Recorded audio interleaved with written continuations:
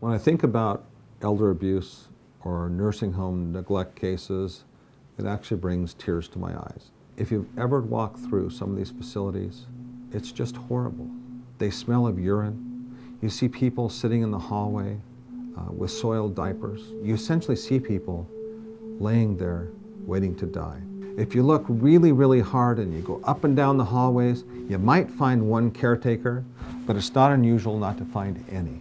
This year we obtained a very large jury verdict for a wonderful, wonderful woman who is age 94. She had advanced dementia, so she couldn't protect herself. She had advanced dementia, so she really couldn't communicate. There were two caretakers that were walking through the hallways of this particular facility. They decided to go in her room to return some clothing. As they walked in the room, they saw the cook for the facility on top of this woman having sex with her. They of course yelled and screamed. The man ran out of the room. Instead of calling the police, they let him go home. Ultimately, there was an investigation. Ultimately, that man was sent to prison.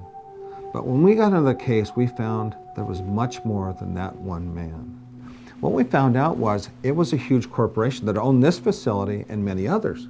If they reduced the cost, the money they spent on each bed, which had an old person in it, they could increase their profits. They did it by having half the staff they were supposed to have.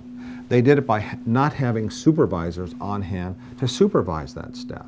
They also allowed each employee, every employee that worked there, to have keys that enabled them to get into each patient's room. That violates every standard that every other nursing home has in effect today and has for the last 20 years.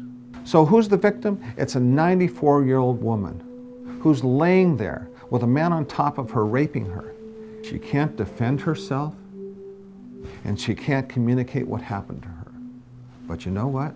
We could. And not only did we obtain a huge jury verdict for her, but the corporation was put out of business.